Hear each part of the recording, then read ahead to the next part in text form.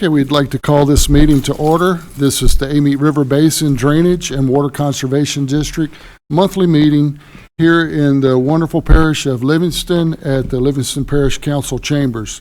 Thank you, President Delott, for offering us this good hospitality. We always appreciate it. Today is July 8th, 2025, and it's 10 a.m. And if we could all stand and for Pledge of Allegiance, and Mr. Ron Savoy of Ascension Parish, can you lead us in the pledge?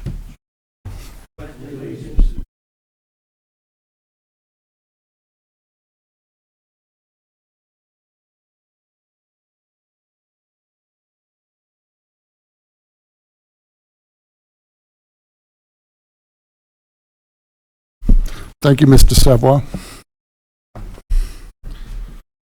All right, just for housekeeping, if everybody can silence your phones, and commissioners, when it's you want to speak, just remember to hit the button for your mic. Miss Tony, can you have a roll call? Mr. Bailey, Mr. Byrd, Mr. Clark, Here. Mr. Savoy, Mr. Delott, Here. Mr. Weber, Mr. Dufran, Ms. Valito, Mr. Harrell, Mr. Harris, Here. Mr. Parker, Here. Rayford, Here. Brian Lazine is absent, Mr. Knight, Here. and Mr. Cluott. Here. Thanks, we have a quorum. Thank you, Ms. Tony. I encourage everyone for public comments, if you could get a card from our executive secretary or in the back, and when you fill out the card, please give those to Ms. Tony, and we'll be more than glad to hear from everyone. Everyone who does have any comments, public comments, it's 3 minutes.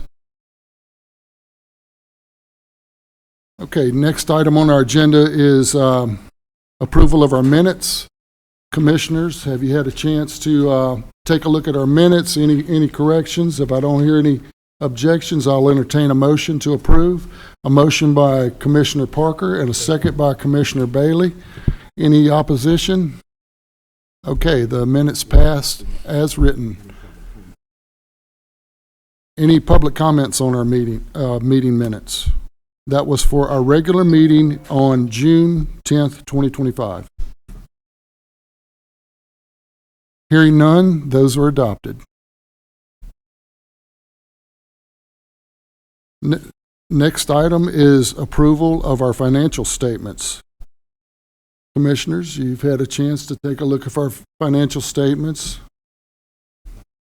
Do I have any public comments? Mr. Chairman, I make a motion we approve. Okay, we have a motion by Commissioner Delott. And do I have a second? A second by Commissioner Parker. Any public comments on our financial statements? Hearing no public comments and no opposition, the financial statements are they pass. What?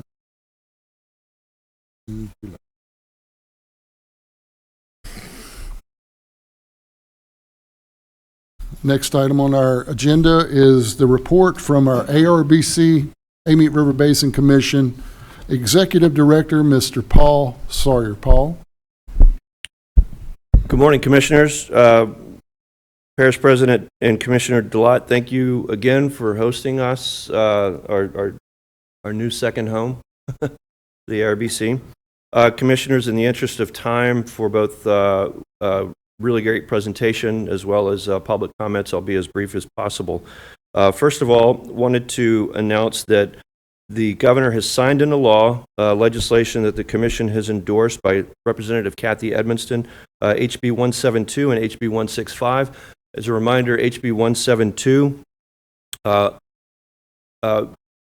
preserves the exemption for Bayou Manchac to be exempted from the Scenic Rivers Act, so that work can be done, flood risk reduction work can be done in the Bayou, in Bayou Manchac and Bayou Manchac alone. This only applies to Bayou Manchac. The exemption expires in 2030, so that gives us time to complete all of our work in Bayou Manchac. The other bill, HB 165, just removes the deadline by which Amite River Basin Commission is required to promulgate rules and regulations on watershed management. It doesn't remove the requirement, it just removes the deadline. And that deadline, as you may recall, was up until the governor signed it into law, was January 1, 2026. At our last meeting, I mentioned that capital outlay, the ARBC had $2 million in priority 2 for Amite River restoration. Restoration, that's, as a reminder, that's just to identify sand and gravel pits that are abandoned and are degraded, and these efforts would just restore what Mother Nature had originally created, restore these areas, these isolated areas, back to their natural condition. The capital outlay was $2 million in priority 2. In conversing with the chairman of the committee, that was supposed to be converted into cash in an amendment on the Senate floor. According to the chair and the chair's committee staff, it was inadvertently not converted to cash, so it remains at P2. But the chairman of the committee is absolutely confident that in the October timeframe, the State Bond Commission will convert it to cash. And again, that is for restoration efforts just on the Amite River. Commissioners, we concluded our public comment periods, or excuse me, not comment periods. We concluded our public meetings with respect to the ARBC master plan. You may recall that these were the mandated public meetings.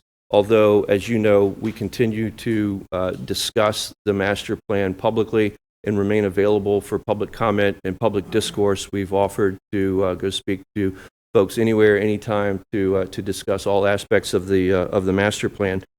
The meetings were held in Gonzales on the 16th, in Baton Rouge on the 17th of June, in Livingston right here on the 18th, and then on the 30th at Bluff Creek Baptist Church in East Feliciana Parish. At our last meeting, I mentioned that there would be a survey of the river by policymakers and leaders on June 20th. That was postponed because of bad weather. The organizers want to look later in the year for cooler months. This is an opportunity for us to invite stakeholders, policymakers, and others to view the river firsthand up close and see some of the projects that we're working on, especially in the lower part of the basin.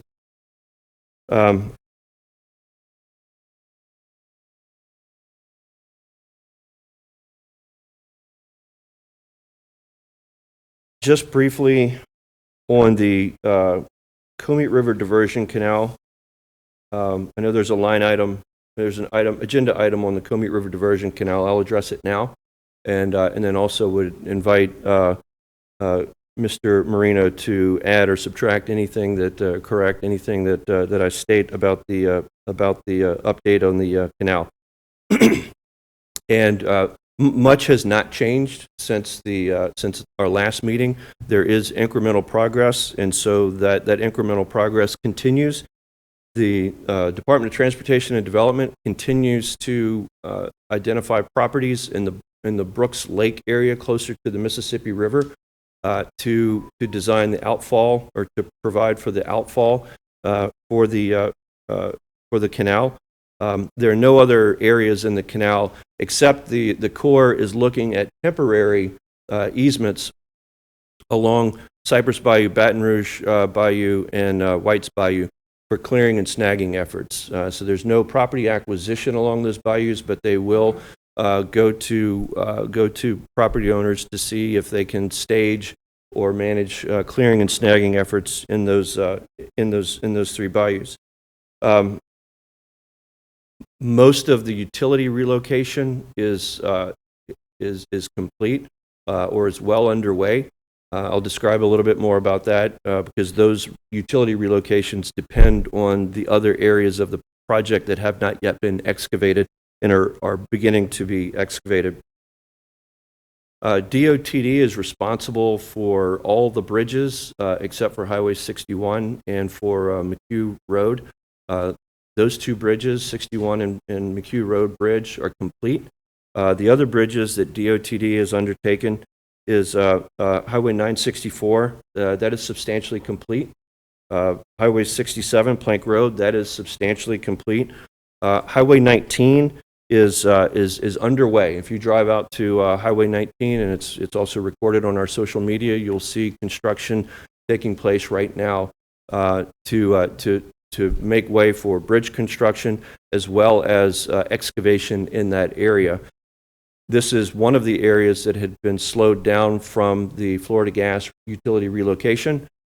Those utility relocations are, for the most part, and I'll defer to Mr. Marino to get in the weeds of those transactions, but those utility relocations, Florida Gas, which have been stalling the project for literally years now, those obstacles are being removed, which is why Highway 19 is underway now. Construction is underway now.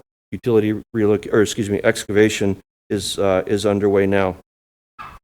As I mentioned in the previous meeting, the 6 remaining contracts are targeted to be all advertised, bid, and awarded by the end of this year. So by the end of this calendar year, there should be no more outstanding contracts. They will all be underway. Channel Segment 1 is 70% complete. So Channel Segment 1 is the area between Scenic Highway and Baton Rouge Bayou. That had been held up because of the Florida Gas utility relocation. Channel Segment 3, which is between Highway 19 and McHugh Road Bridge, again, another area that had been held up by the Florida Gas relocation. The solicitation period is underway now, and identifying utility relocations and making plans for those utility relocations are underway. The diversion structure, which is at where the convergence of the Comeet River and the canal will occur. That's the last project that's going to be completed. Obviously, because you can't invite the river into the canal until that thing is done.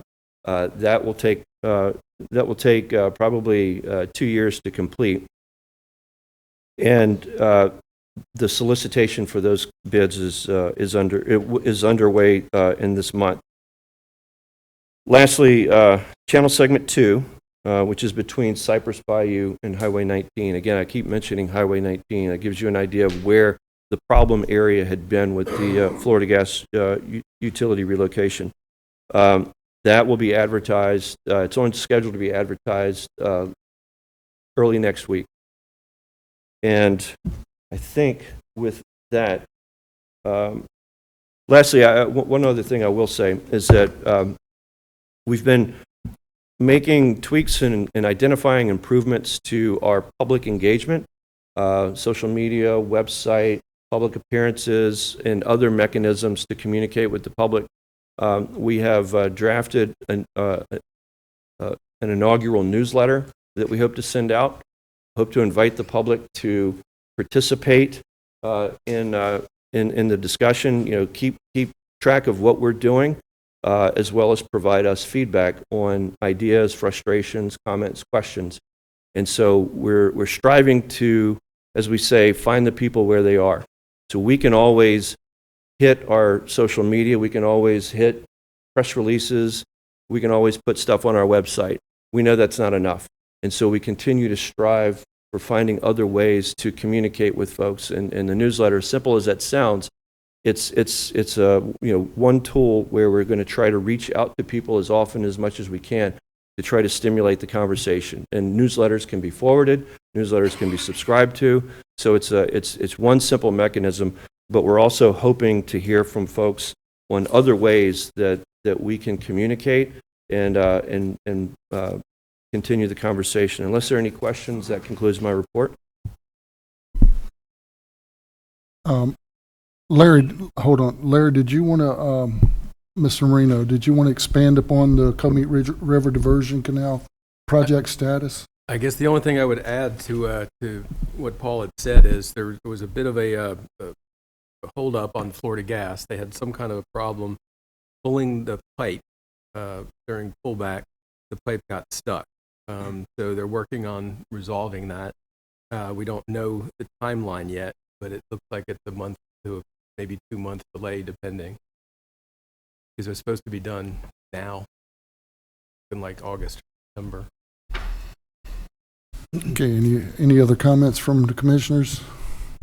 Paul, I just wanted to expand upon the bill that was passed by Senator Representative Edmondson on the scenic rivers for Bayou Manchac. Just for clarifications and inquiring minds that may want to know, this is to allow for local governments to go in and do housekeeping on that channel. It's not to go in and change the channel's integrity or compromise its scenic beauty. It's just to remove some of the fallen trees and the debris that is piled up in the channel that is not making it scenic anymore nor function anymore. That's simply it.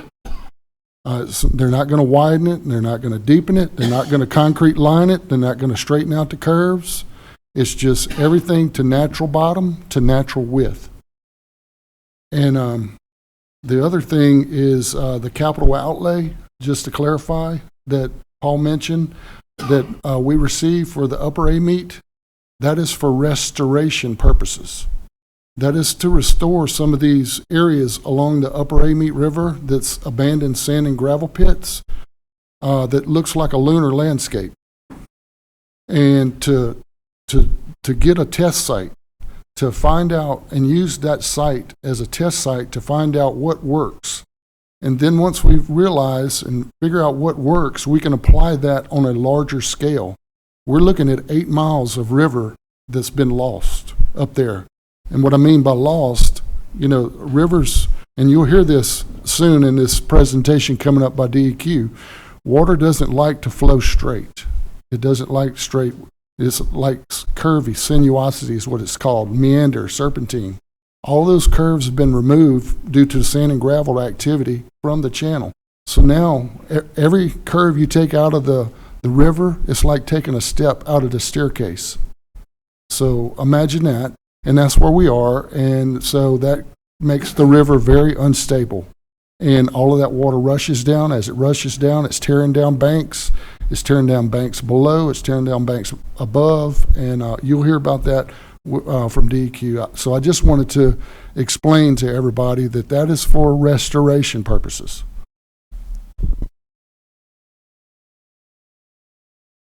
Thank you, Paul. Okay, next item is a report by our ARBC legal counsel, Mr. Larry Bankston. Larry. Thank you, Mr. President. Just one issue that is still unresolved is that, as you know, the board recommended the potential purchase of a piece of property along the Amite, which is an abandoned sand and gravel facility. We are in discussions with the legal counsel. We have submitted a proposed purchase and sales agreement as well as an act of sale. There were some issues with that by the seller concerning some of the language, and we are waiting for confirmation from the Division of Administration as to what language is acceptable. The question is, a normal act of sale would have as is, where is language in it, which is because the purchase price is funded by the state, that language is not necessarily acceptable that you normally see in a purchase agreement. The state wants a full, what they call warranty title on the property. So that's in discussions right now. We're waiting for discussions and approvals of language from the Division of Administration concerning that particular language, and until that time is resolved, we cannot come to a final agreement with the sellers in this particular property. That's all I have on that. Any questions? All right. Thank you, Mr. Larry. We're looking forward to moving forward with the acquisition of that property, but like he said, it's state dollars that we received, and we got to jump through all of those hoops and red tape and follow those rules that apply to the program that the money's come from. Hopefully we'll get there. Next item on our agenda is under old business, and that's the Comeet River Diversion Canal Project. I think we've covered that. Paul, we're good? Larry? Okay. All right, we'll move on to our next item. It's under new business, and I don't know, did we want to do that first? Okay. Yes, under new business, we have a presentation by the Louisiana Department of Environmental Quality. It's their watershed planning and engineering section. Something that's very exciting. I encourage every one of y'all, private landowners, local leaders, to listen to this presentation closely, because it's going to be the wave of the future when you're dealing with rivers. Something that is unconventional, but it's the way Mother Nature intended things to be. And I introduce Mr. Chuck Berger. Are you ready, Chuck?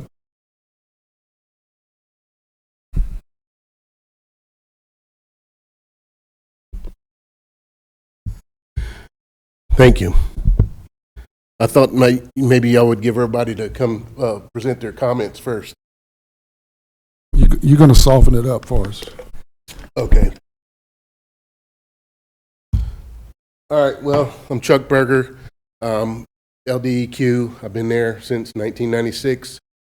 And in 1998, I had the opportunity to go to Dave Roskin's class on stream classification.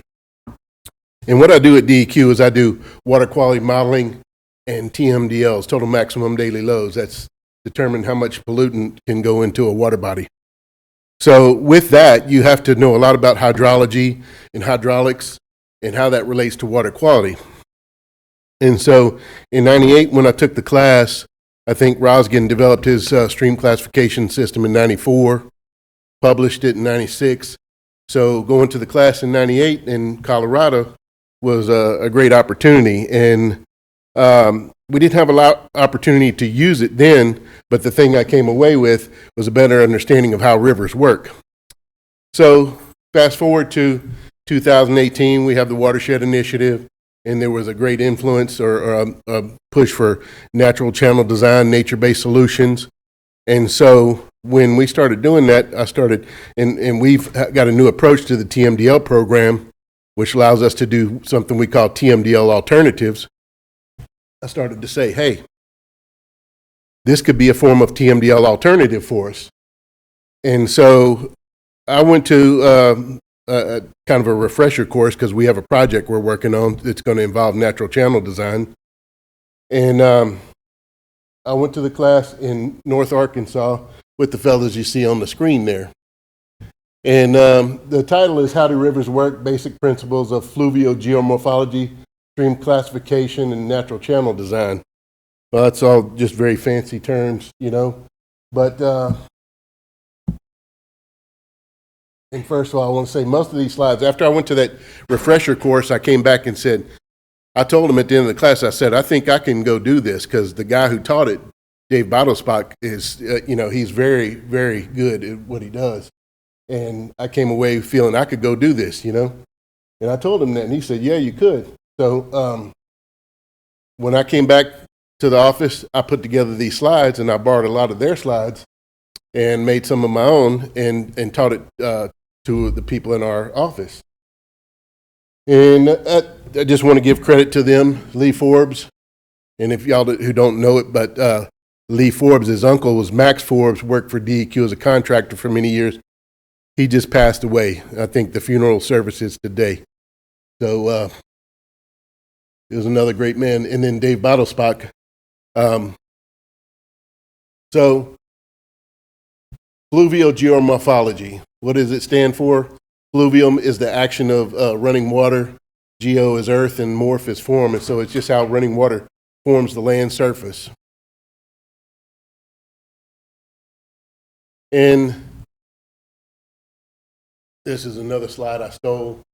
The fella on the top left in the cowboy hat and the boots,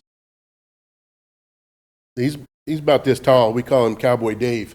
That's Dave Rosgen. Very funny guy. Very straightforward. And then I think the fella on the top right is Luna Leopold, who was a great influence on Dave Rosgen. And if you ever have a chance to read some of Luna Leopold's work, he was a great scientist, but he's also a great writer. And some of it, I've read some of his stuff, and it's hard to put down. Most people who are scientists don't write very good. You know, it's very dry and very boring. Not true for Luna Leopold. So, I failed to mention at the beginning of this presentation, it's somewhat interactive. So the first question I'll pose, and there's prizes available, but what is the purpose of a river?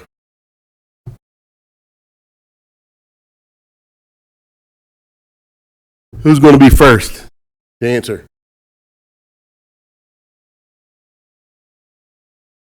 Anybody, somebody. I'll try. To move water from high to low, gravity flow. That's a good one. Anybody else?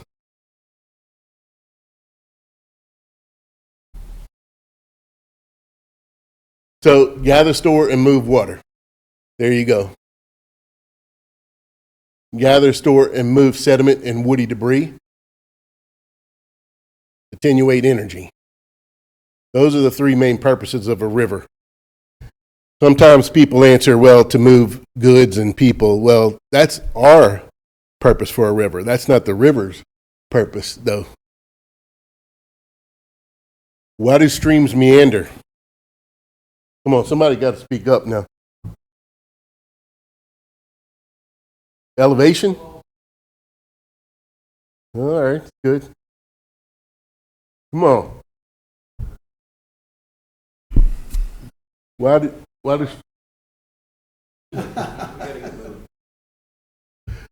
do streams meander? I got a bag of goodies right there. Come on. All you got to do is speak. Dissipate hydraulic energy on its way from high to low. It depends.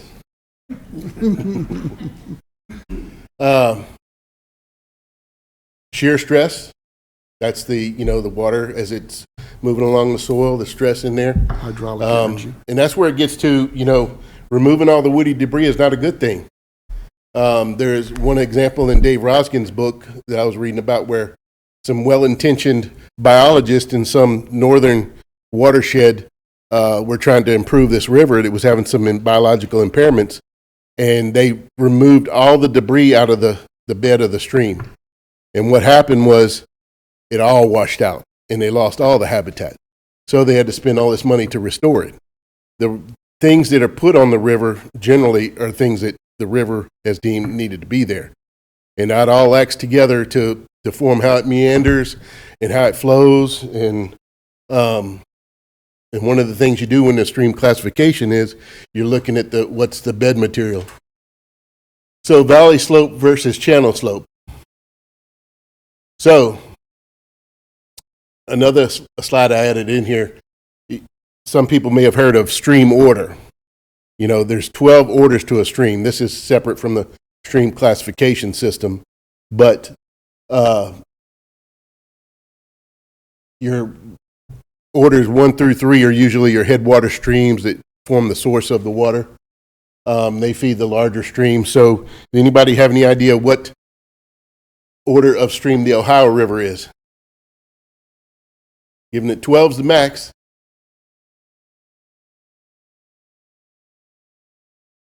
Then you say? Close. 8th. Now you probably get the next one now. So the Ohio feeds into the Mississippi, right? Yeah. Okay, got you. Yeah, and see, when you, the way it works is two first-order streams come together, they form a second-order stream. Two second-order streams come together, they form a third-order stream. So, if the Ohio River is an eighth-order stream, what order is the Mississippi River? I heard 10, somebody say 10, 10. but I think he's seen the presentation before. And then the Amazon is a 12th order stream. That's the max. So there are many different stream classification systems. Roskin's is the one that's used most widely throughout the industry. And the reason is because not only did he figure it out, but he figured out a use for it. So why should you care? Sediment affects water quality, and it's the primary or secondary contributor to most other forms of impairment. Sediment, the one that most stands out to me with my background, is its effect on dissolved oxygen. When you start to change the width and depth of the channel, that affects the reaeration rate, which affects dissolved oxygen. But the sediments that also, from bank erosion and things of that nature, they can provide the pollutants that whatever's attached to the sediment, they're going to contribute that to the water column as they're resuspended. And that could be pathogens, pesticides, metals, nutrients is a big one. So it can be a very big influence of why you have impairments in a waterway. And so what I've been doing at DEQ is, and we're kind of heading this direction, is saying we've been focusing for years on point sources and non-point sources, typically the traditional forms of non-point sources like agriculture and land use and things. But what if we're missing a huge contribution to what's going on inside the channel? So what if some of our impairments are caused by that? We need to look at that as well.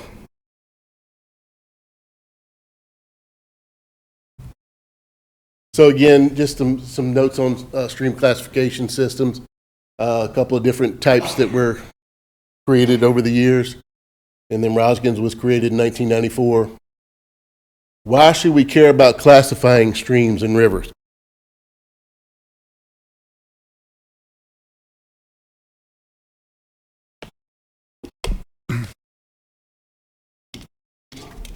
Huh?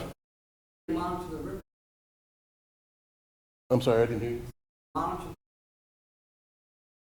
Yeah. So, communication. Make things easier to discuss.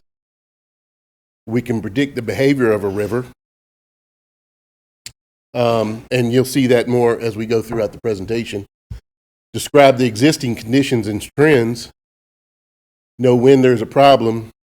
Know expected outcomes. Describe your restoration goals. If you want to restore a river, you got to know where you're at now and where you want to be so you can develop a plan to get there. And a research tool.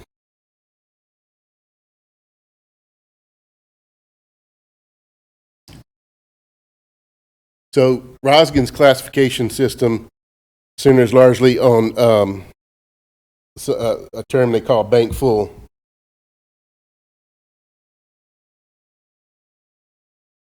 Some of the factors that affect stream morphology are width, depth, slope, velocity, discharge, flow resistance, sediment size, and sediment load.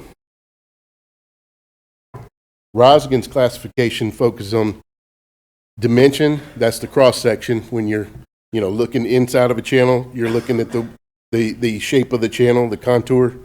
The pattern is the plan, the view from above. The profile is kind of the view from the side. The bed form, and then the bed material. What is bank full and why is it important? Most of the work that builds the channel is done during bank full conditions. People think that most of the sediment load is moved during flood conditions, and that's not necessarily so. Yeah, it moves a lot of sediment load at one time, but over time, over a year, 2 years, 3 years, most of that channel forming work is done at bank full conditions or near bank full conditions. Many parameters correlate to bank full conditions, bank full dimensions. Therefore, once you know what your bank full dimension should be, and drainage area, you can start to restore a stream. You know the drainage area, you know what the bank full dimension should be. You can reset the channel. It's critical dynamic equilibrium or stability for a stream to have access to a nominally wide floodplain at bank full elevation. So this diagram here shows quickly just some of the terms. Bank full corresponds to the discharge at which channel maintenance is the most effective. That is, the discharge at which moving sediment, forming or removing bars, forming or changing bends and meanders, and generally doing work results in the average morphologic characteristics. So what that's saying is the channel is going to change over time, but overall it's going to remain the same. It might move a little bit one way or the other, but the bank full dimensions are going to remain the same. The relationship between the floodplain and the bank full is going to remain the same. So, and there's some relationships that have proven to be consistent throughout a stable stream. And the goal of this is to create a stable channel, so you're not in there having to maintain it year after year. So when you look at bank full depth, that's basically where it starts to go over into the floodplain. Once you know what, and there's some key things you can look for in the channel. You have to get in the channel and really walk it and make measurements throughout the channel to get this done. But you can, once you determine what the bank full width here, like in this case, you know what the bank full depth is.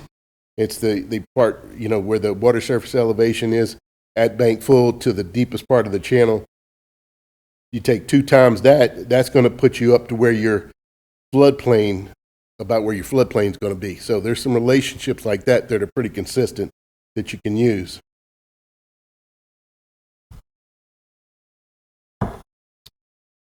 Okay, off this slide, the big thing that to take away from this slide is that the return period on bank full is typically 1 to 2 years, about 1.5 years.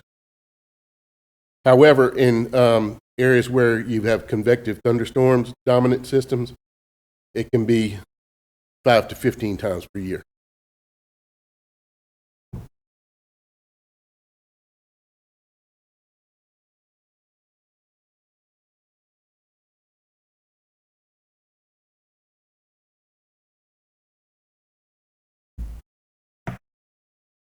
Okay, so this slide, remember I said about the more the sediment is moved during bank full conditions? That's what this slide is showing. So the blue dashed lines represents the flow, and as the flow, it reaches, as you get to higher and higher flows, it becomes less frequent. But then as you get, of course, with the greater flows, sediment's going to be transported and more sediment to be transported with that greater flows. However, when you multiply those 2 curves together, it shows that the transport rate actually maxes out around that bank full flows. Does that make sense? Yeah. It's something I have to let sink in too. The blue dash line is your flow. So, these flows occur more frequently around bank full, but as you get to greater and greater flows, it's less frequent. But as the sediment transport rate constantly increases as you get more flow, but the maximum amount of sediment over time being transported is right around that bank full flow, is what the red dash line stands for.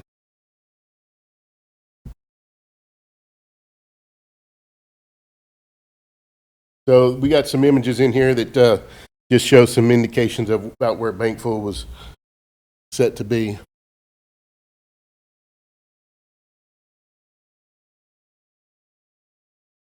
Some of the key indicators for Bankful is, and again, Dave Rosgen says that if you don't know Bankful, you don't know much.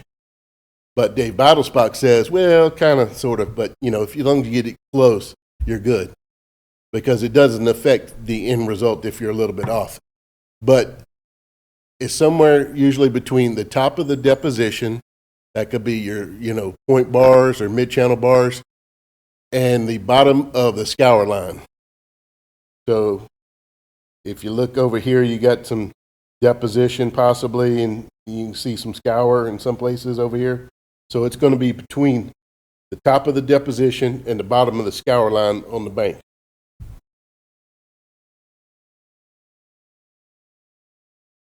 So this particular stream looked like it was right at about Bankful conditions. Most of the time, your river's going to be well below Bankful. Again, just some more indications of where they documented Bankful to be in different projects. And again, the bottom of the scour line is usually referred to as Bankful High. And then the top of the deposition would be Bankful Low. So it would be somewhere in between those two. It's just the cross section, as I said. And out beyond Bankful is going to be your terrace.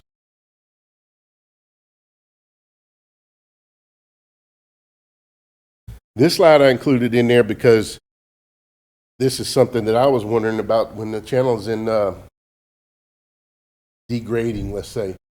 When degrading refers to it's digging down deep and it's eroding out and getting lower. Grading, it's depositing material and the bed's building up.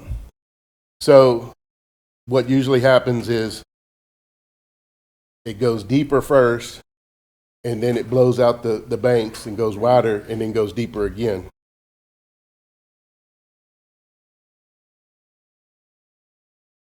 So getting into the stream classification system, the first thing you do is calculate the entrenchment ratio. As you saw in some of the previous diagrams, you have the width of the flood-prone area. That's basically your floodplain. And the width of the flood-prone area divided by the Bankful width, that's your entrenchment ratio. And that's the first item that you calculate for the stream classification system.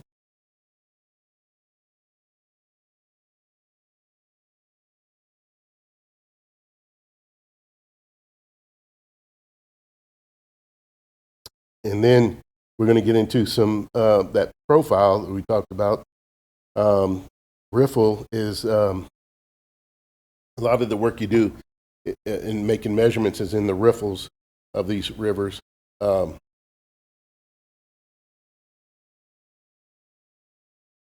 we talked about sinuosity. That's the view from above, the plan view. So it's simply the stream length divided by the valley length, or the length along the river divided by the straight line length. And that's just a measure of how curvy it is. And as I was digging into this, I got to thinking, well, this is just like, rivers are just like radio waves or anything else. They refer to belt width and radius of curvature and wavelength, and all of these things are proportional. The width is proportional to the flow times to the 0.5 power. The Thalweg, for those who don't know, that's the deepest part of the channel where most of the flow is going.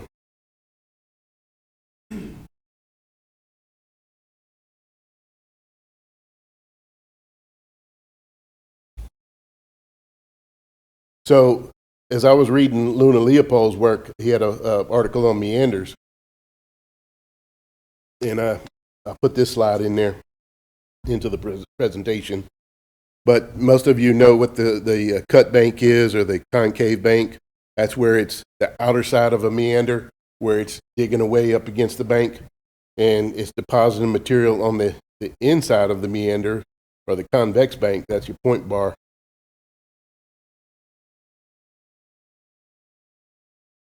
But it just so happens these meanders take the form of a sign-generated curve. And what Aluna was demonstrating in this image here was that you could take a steel bar and bend it, and it would give you the same sort of curvature. And I just took that to mean that's one of those shapes in nature that are consistent, like a spiral, you know? So then looking at the profile, honestly, I was familiar with the pool and the riffle before, but it actually goes riffle, run, pool, glide. So the riffle is at the top, and that's kind of where your water's flowing faster. And then the run is as it transitions into a pool, and then as it comes out of a pool area, that's referred to as the glide. And so a lot of the measurements that we make when doing this type of work is from one riffle to the next. So we're measuring slope from one riffle to the next, the length of the reach, and so on.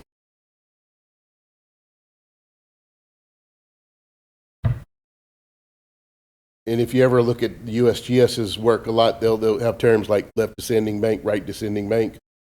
And the left descending bank is on the left-hand side as you're looking downstream. The right descending bank is on the right-hand side. Always looking downstream. Here's some more diagrams indicating, you know, the different parts of the river. Again, this is more on that channel succession. As I said before, it usually degrades and then it widens out and then degrades some more.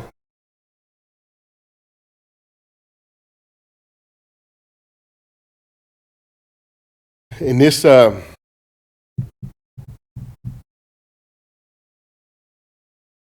WARS right there, that WARSSS, that was something that developed by EPA and Dave Roskin as, again, evaluating a stream and what condition it's in.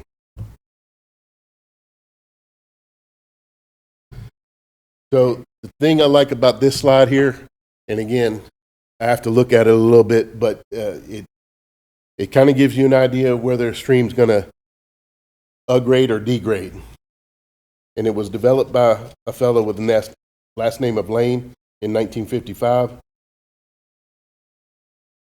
And what it says is,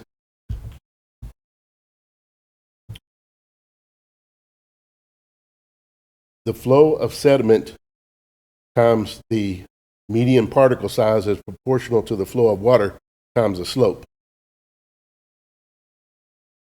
And if you look on the left-hand side, if you increase the size of the sediment, it's going to make this scale tip towards, such that the arrow is moving towards the right, meaning it's upgrading. In the same respect, if you add more sediment on this side, it's also going to tip the scale such that the arrow is pointing towards aggradation. If you, went to a finer sediment or reduced the amount of sediment, then it would tip the other way. It would go towards degradation. On this side, if you increase the slope or the amount of water, that's going to tip the scale towards degradation. So that means the channel is going to dig down deep in the road. So these are just some pictures here that people are probably familiar with, different challenges of urban streams and all. Most of the time when you're doing this work in urban situations, you're working to help the river become stable with the constraints that man has put on it.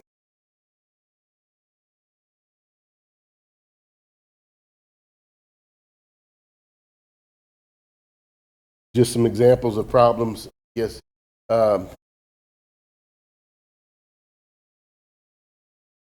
Main thing on this one is you have a lot of armoring there.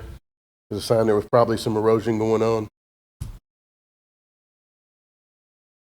On the left-hand side, you had a channel that had too much energy in it. See, energy, I think you mentioned with the weir down at the lower amine, that's really an energy problem. That's why soil is being deposited in the lower amine, and it's filling in. It's a lack of energy to carry that sediment on throughout the channel. But on this particular image, you had too much energy, and therefore it's a lot of bank erosion digging down deep. And on the right-hand side, you had not enough energy. And this is just an example of what you like to see in a channel. You know, you like to see some pools, some riffles, some rocks, some woody debris, and leaf pack. Again, don't know what was going on in these situations, but those are definitely problems. A lot of bank erosion here. You had some armoring on this channel. Again, having livestock in and around the channel can be a problem. Again, too much encroachment on the floodplain can lead to problems.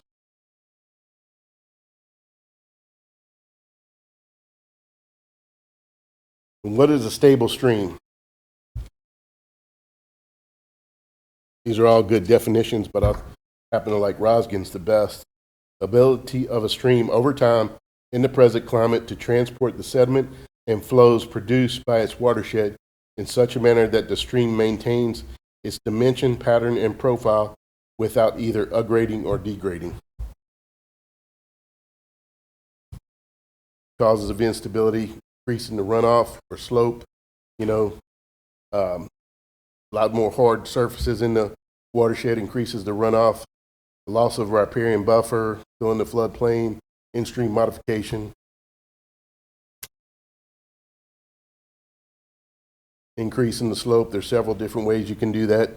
Channelizing it is one of the biggest ones, removing the meanders, as they've discussed. If you have a reservoir in there, if you start to lower the surface of the reservoir, that means more flow is going through the system. Or if you have a dam break, again, changes in sediment load due to development in agriculture, bank erosion. And what this shows here is a natural channel versus a design channel. And what I tell people when I'm giving a presentation is, have you ever seen a nature create a straight channel? No. Have you ever seen it create a trapezoidal channel? No. Those all work for one thing, but it doesn't. When you do that, you're gonna be battling nature, and nature's gonna win. And this is an example of what I've seen. And even when you concrete line channels, sediment's going to find its way in there, and the same process are going to take place, and it's going to start to build its own channel in there again. So when you determine the stream classification system, first thing, is it a single or braided channel? And then you calculate the entrenchment ratio, look at width to depth ratio, determine the sinuosity, measure the water surface slope from one riffle to another, and determine the median size of the bed material. And when you do the median size of the bed material, you just got to do some calculations, determine how many measurements of sediment you must take, and you walk back and forth across the river, reaching down without looking, picking up whatever is the first thing your hand touches as far as sediment, and then measure the size of that. I think when we did it in the class in Rosgen, we had to do it like 100 times. So then it breaks down into the different classifications of size of the bed material. Again, all of this plays together. So, and then this is Rosgen's stream classification system. So you see that it first starts off at the top with the single channel or braided channel. If it's a braided channel, it's going to go to a D or a D sub A. Then single channel is going to be A, G, F, D, E, or C. And then once you determine the entrenchment ratio, say if it's greater than 2.2, thing that is. It's going to be E or C. Then it narrows it down as you get to the sinuosity, the bed material size, and so on and so forth.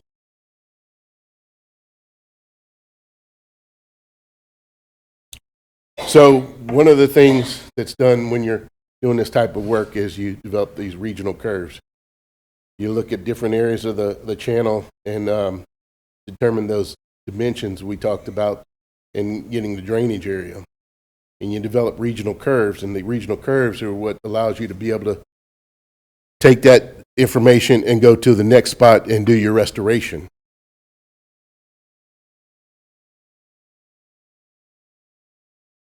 And so one of the things I learned when we were out in the field making measurements is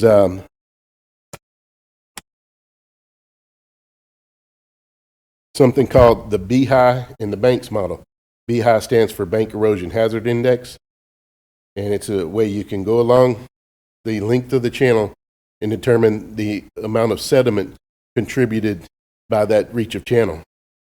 And bank assessment of non-point consequences of sediment, that's the Banks model. And so what it is, while it may not be 100% accurate,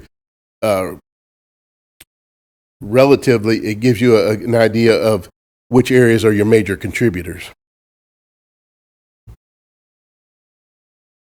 And it's a team effort when you're doing this type of restoration. It's never just about, engineers or biologists or whatever. The people that do this form of restoration, they go all the way, and it's about creating better habitat, better water quality, better stability channel, better flow, and usually involves all different type of professionals. And it's about community engagement. And one of the things that they've stressed is that having a watershed plan is very important. So, just got a few pictures in here of some work that they did over in Houston area.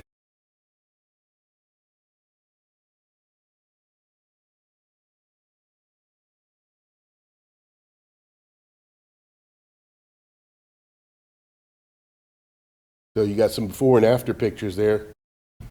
Before at the top and then the after down at the bottom. And then you can see it looks much more stable. They start planting native plants and trees. And then that was like 2009. And then the same streams in 2017, you could see that things were starting to grow back and progress along the way.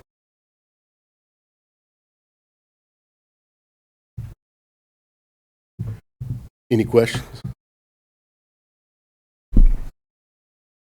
Any questions? I'd just like to mention, I appreciate it. Chuck, that was very detailed. I'm not sure if it went over a lot of people's heads, but in short, what he's trying to say is there's a science to what's going on with our rivers and streams. They don't always like to be straight. There's physics, and we need to recognize it, and different streams are different. There's math involved. You can put a pencil to it. You can figure out where you are with a certain stream on its condition. Is it stable or not stable? And based on those conditions, you know what to do to fix it back and make it straight. But first, you got to know what you're dealing with. And it's an exciting new discipline that is becoming recognized, as, some of these old guys. Lynn Leopold's been doing this forever. But you can see some of this Roskin stuff, Dave Roskin, who really put it to pen and paper, and the math behind it. That just got started in the 90s. So, we're set in our ways with, we think the quickest way to get water from point A to point B is a straight line, and that's not always the case when it involves Mother Nature. I've tried to figure it out myself, why do rivers like to curve back and forth. Maybe it's because of H2O. hydrogen and oxygen, 2 hydrogens, 1 oxygen. So it's kind of flip-flopping back and forth, kind of like a sine wave, cosine, geometry, trigonometry, just like acoustics, harmonics. But there is something going on. We need to recognize it and start working with it and not against it. And that'll solve a lot of our problems in regards to bank erosion, sediment in the channel, maintenance, all of that good stuff, fisheries, water quality, everything that we want and expect from a river when we recognize that. Commissioner Delotte. And this is for you, Chuck. May not even be a such thing, but I know we're always looking for alternative ways, whether it's reservoirs, dikes, improving the flow, the channels, whatever it is. Is there such thing as injecting floodwaters into the ground like they do certain other things, like carbon or anything of that nature? There's no such thing as that, is it? It's not my, Okay. not my, cup To of tea me, there, I guess. to me, it's cheaper to dig a well and inject your excess water and take it back out when you need it. Well, that's a new one. Well, what I stress is work with nature. Everything we do so far has been working against nature. Against once you start dredging, then you have to dredge again. And so with this natural channel design, it involves dredging, but it keeps those relationships in mind that we talked about in there. And so if you do it with that in mind, then you're working with nature and you're going to help that river. For the River's most part, working geologic time. it for the most 100, part 200 maintains years. itself, right? What's that? For the most part, it helps to maintain itself. Yeah, a river's self-maintaining if we let it be. But we got to help it get there, right? And so we have put constraints on it, do development and that, stuff. That's understandable. But the river is reacting to things that we've done to it for the past 200 years. They work in geologic time. Man doesn't operate that way, right? He wants to do a project and fix it in 3 months. Well, this helped the river get there and meet the constraints that man has put on it in that more reasonable time frame. And when you do a project, you're going to understand you're going to have some erosion in the meantime, but you got to maintain it and watch it. And if it does what you're expecting, then it's doing good. But if it does something unexpected, you got to make minor corrections. It's got going to the moon. You got to do minor corrections along the way, right? Yep. So they say we went to the moon, but Good deal. Any more comments? The main thing is that our local leaders now and a lot of our private citizens are aware that there is something going on besides, with our rivers and streams. And maybe we need to recognize that and work with them rather than, adapt ourselves to them, not adapt them to us. And what I've been saying with the Watershed Initiative is that we've lived with water all this time. It's such a center of our culture and our music and our life down here. Let's find a way to work with water. But they're doing this in Texas. They're doing this in Alabama, Arkansas, North Carolina, all around us. Why not here? And we are actually pursuing a project in the Hammond area to show that it can be used for water quality improvements and addressing impairments. And so, there are other states doing something similar to that, but as far as we know, we're the first in Louisiana to be doing that, so we're pursuing that. So that's why I encourage people to consider this, Who's funding that program? We're not there yet. Oh, okay. Conceptual. We've got a concept, and we're fixing to be meeting with the local governments out there. Good deal. We look forward to hearing about that. Okay, thank you. Okay, referring back to our agenda, under new business, Mr. Larry Bankston would like to introduce a resolution that has been presented to us by the East Feliciana Parish Police Jury. Mr. Larry?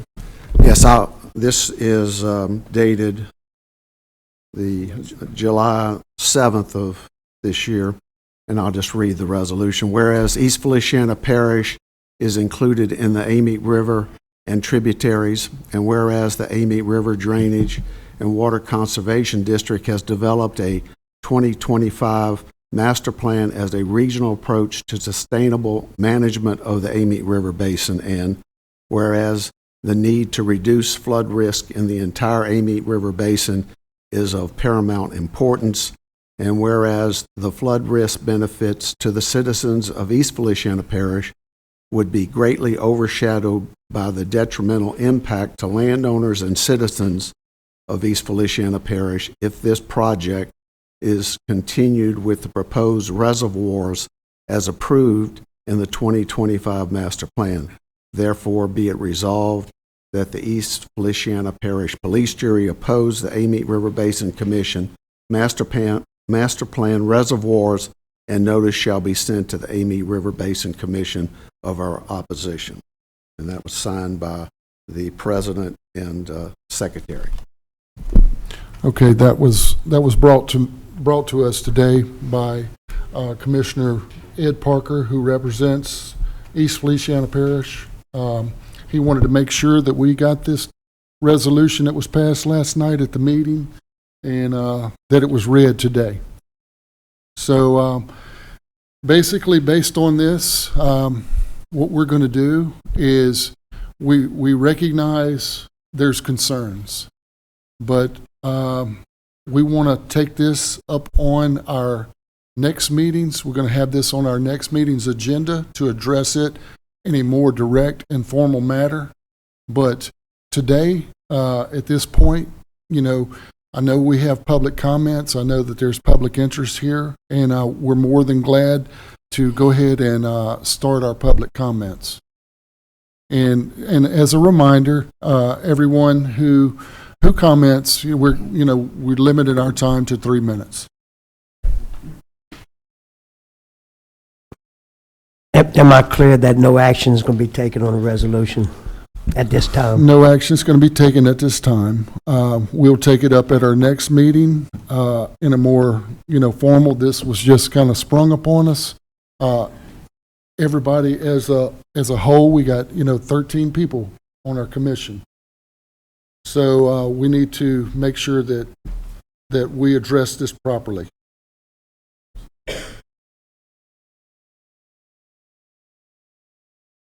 Okay.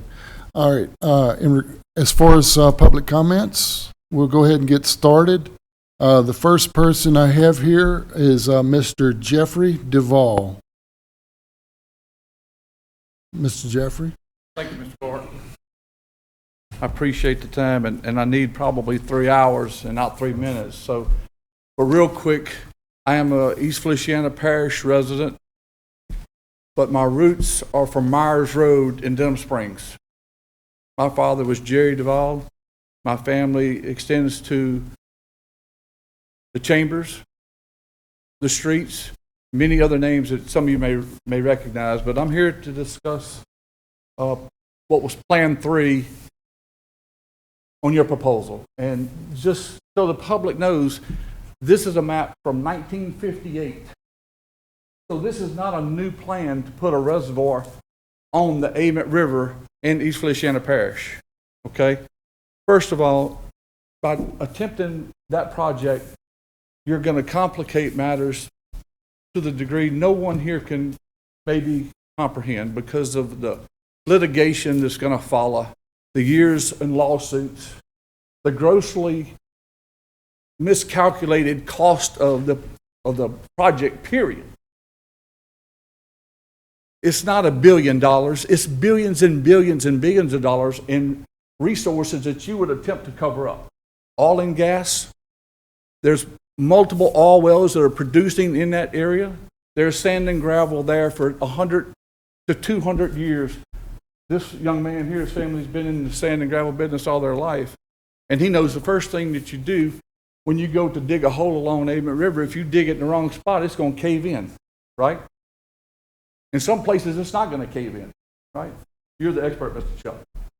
But I know enough about that river and working and being along that river to know that I'm going to go places and I'm going to sink. And I'm going to go places and I can drive a bulldozer. It'll never mess with the crust of the earth. So I'm basically here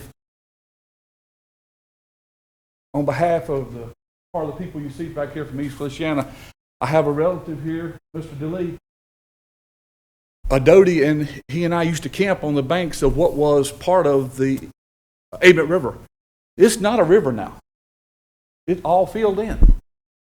I own land on the Ament River. I own land on Beaver Creek. I own land along the tributaries of Little Beaver that run into Beaver Creek. I fished on Darlington Creek. I know all this. I know all this country. And I think the citizens of East Feliciana will work with you if you look at retention versus a land grab.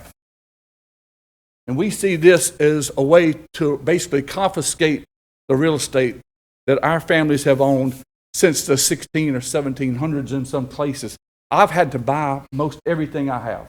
I had the opportunity to meet Mr. Paul Sawyer and Mr. Clark when I found out about this a few weeks ago.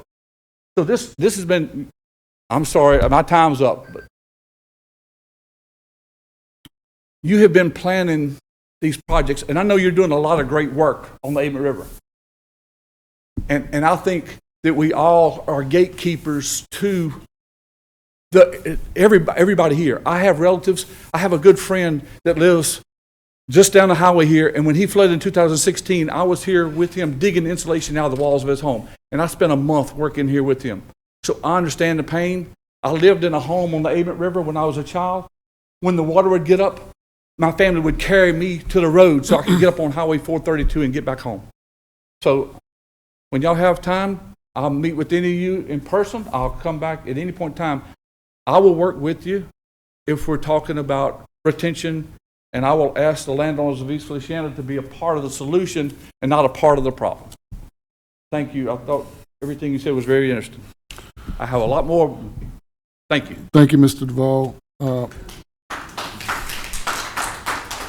Everything you said, so I take it is that you're against the project in the Amite River Basin Master Plan that is described as Amite River Basin retention area that would be from LA 432 north, extending up into Mississippi and creating a reservoir, so to speak, and flooding out that property. That's what you're here. That's correct. I would be a part of working for retention and building structures that would slow the metering, or the term metering of water. And I think personally, when we look at the volume in the water, whoever named the Darlington Reservoir back years ago, if you look at the Darlington watershed, that's a watershed that's over 25,000 acres. That water comes off at a different speed than the water that comes out of Mississippi because that's flat land. The water that comes out the hills, I own land in Illinois on the Ohio River.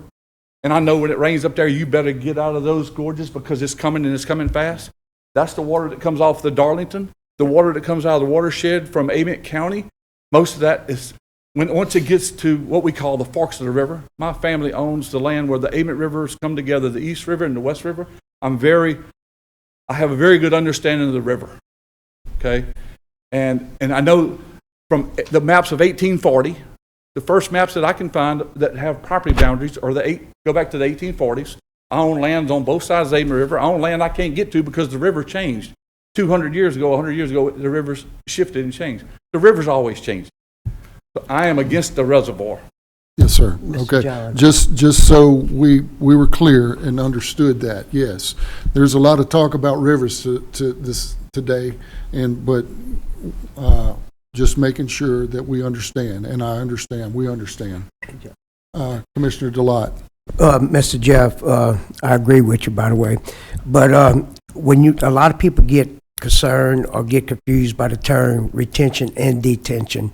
So are you saying retention is okay? Temporary. Temporarily. Okay. Temporary. Okay. Where we in the case of potential catastrophe, right?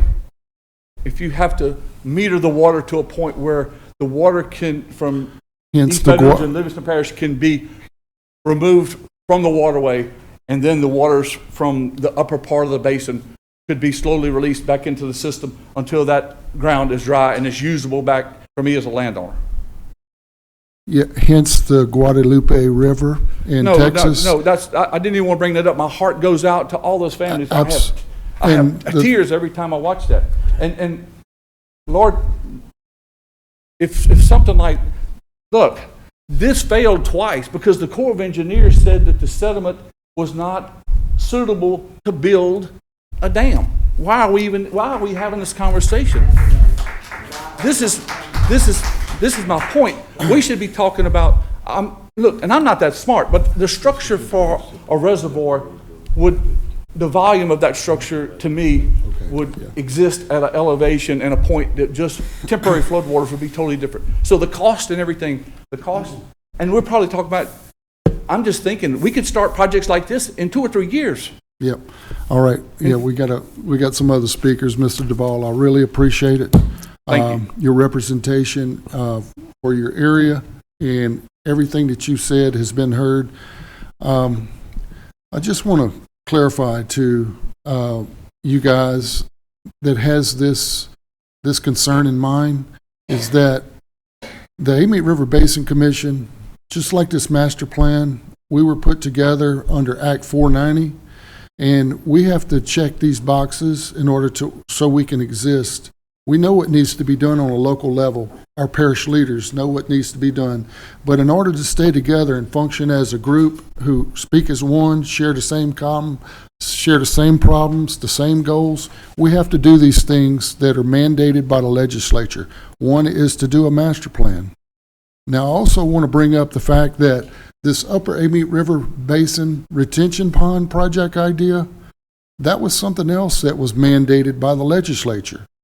There's resolutions that gave DOTD put them on a mission to look at possibilities, evaluate possibilities in the Upper Amite River Basin to retain water. You know, Darlington was always one of them. Obviously, that dog probably ain't going to hunt, but look at other options. And they looked at an option, and the option that showed up in our master plan was from that legislative mandate. Now, the way I read that resolution from the legislature and the Senate back in 2023 and 2024, it says it was to look at all options. Well, what we have in our master plan is 2 options. Looks like 2 options, okay? So it ain't over till it's over. So maybe we can find some middle ground here, you know? But one thing about it is, like I said at the meeting up in East Feliciana Parish, is that nothing more I'm excited about is now y'all are listening, y'all are engaged with us, and we want that because we want to represent y'all. This is not about us, this is about what y'all want. Y'all tell us what's wrong, where's it wrong, and what needs to be done. And that's what we want to try to do. But we also have this legislative mandate, and that's where this project come from. Okay? Nobody here put that project in our master plan. And I know the local people didn't. But, you know, so you'd have to take that up with the state capitol. So, I just wanted to clarify that. So, our next public comment person is Mr. Jason Dowdy. Is Mr. Jason still here? He had to leave. Okay. All right.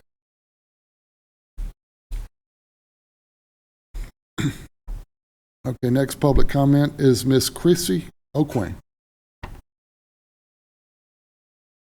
Welcome, Miss Chrissy. Good morning. I am Vice President of the East Feliciana Parish Police Jury, and I appreciate Mr. Duvall's comments, but I want to make sure that you understand that we are opposed to option 1, option 2, and option 3 from East Feliciana Parish. Not just 2 options, but the entire thing. And I do have a certified copy here. If you didn't, I don't know if you got one yesterday. Okay, the other thing that I want to say up here is we didn't know about this. And so it was a surprise for us. We found out about 2 weeks before we had a meeting where we had 400 people, 300 at least, people in Bluff Creek. That goes from there to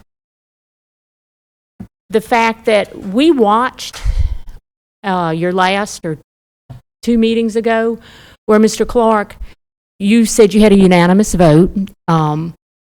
Mr. Parker was not here at that meeting. That's the day that he had an issue and he wasn't able to make it.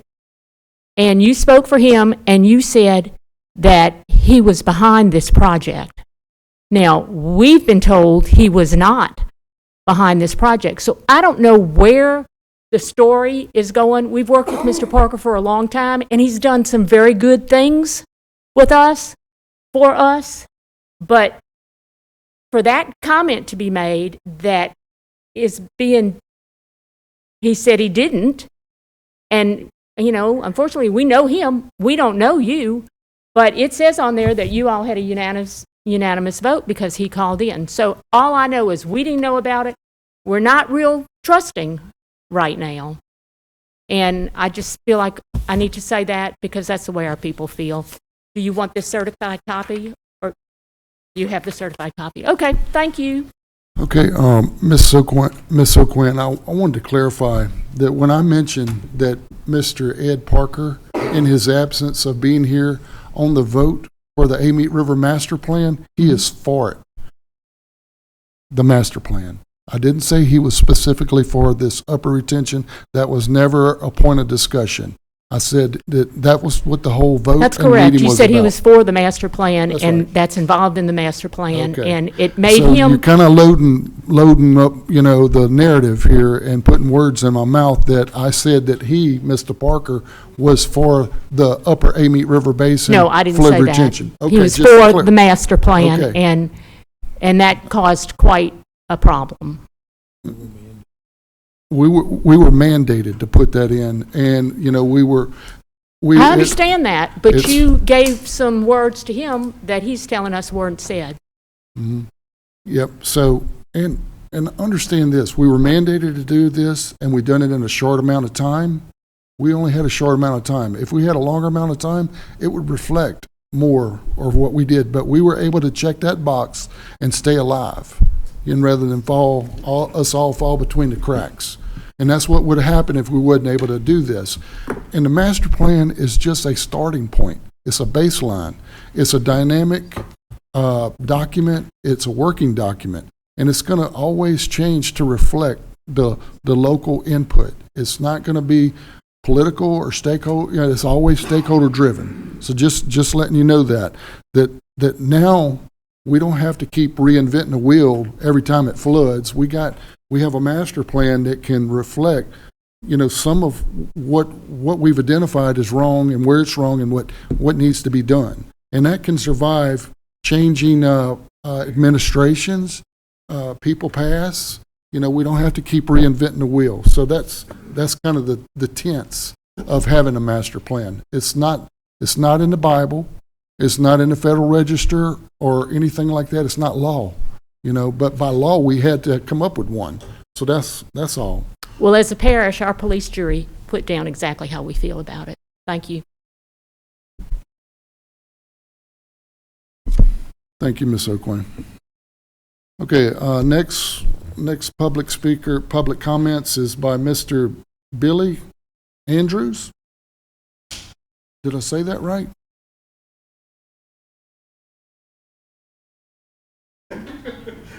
Mr. Billy Andrews, Highway 10, Clinton, Louisiana. That was the first pass on Monday Night Football. Special football there. I've heard a lot about you and the teams that you've coached. Championships, everything. Yes. Well, thank you. I'm not here because I'm an NFL football player. I'm here because I have property out there that would go underwater. It hadn't been discussed, but that I've been signed a contract that there's going to be solar panels. And solar panels and water don't go good. So I'm directly opposed to it. I was raised on the Amite River. I know all about it. Curves and all those things that he was talking about is good. But we're not the problem. We can be part of the solution. But it seems like we're the problem. And it's like Mr. Duvall said, the money that it would cost to, nobody here wants to pay me what they would pay me for an acre of land. And it's a little more than that. So I feel for the people down here. I've fished all the way down here from way up there. So I have an interest in the people. I'm a God-fearing man, and so I care what happens to other people. So that's just what I got. Thank you, Coach.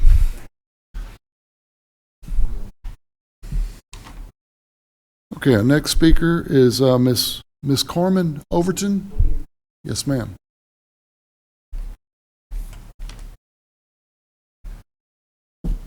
Good morning. I'm speaking today. I spoke briefly at the other meeting. I'm a resident of St. Helena Parish, and my concerns are funding. Who would fund this project? And what kind of current research do y'all have? Because the research I've seen appears like from 1955, 1978, 2009. We're in 2025. My father-in-law was the police juror in St. Helena Parish, the first African-American police juror. And this same project came up. It was called the Darlington Reservoir, like Mr. Duvall stated, in the 1980s. And the statistics and the information that you presented today, the same information presented 40 years ago. I've lived in St. Helena Parish for 41 years. My oldest son was born in 1984.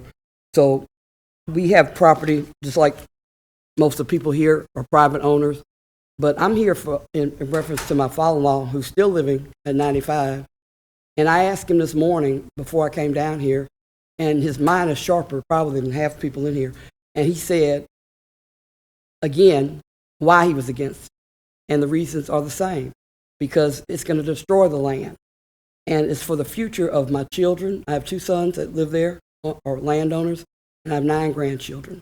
I might not live to see what's going to happen, but when the destruction of the land happens, who will buy the land?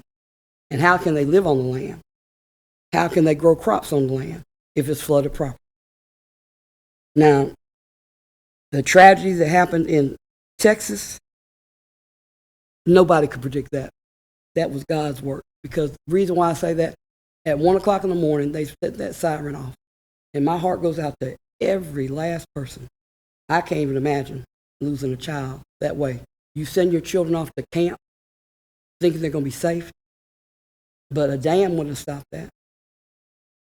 So we make a lot of speculations and predictions, but we have to live from day to day. So I'm asking you, as a private citizen, as a retired school employee, social worker, and as a resident of St. Helena Parish, there's a lot of people in opposition of it, and we'd like to be heard in St. Helena Parish. Thank you. Thank you, Ms. Overton. Yes, and we can't express enough, heartfelt, concern about those families on the Guadalupe River. Also in another part of the world is a Three Gorge Dam in China. The largest dam in the world they thought would never break. And you tune in and you'll see what's going on. We hear you. We hear you. Okay? And we're going to have an item on our next monthly meeting agenda to work to address the resolution that y'all provided us today. And commissioners, any comments? Okay, hearing no more comments, do I have a motion to adjourn? Motion by Commissioner Harris. Seconded by Commissioner Byrd. Thank you all, and have a good day.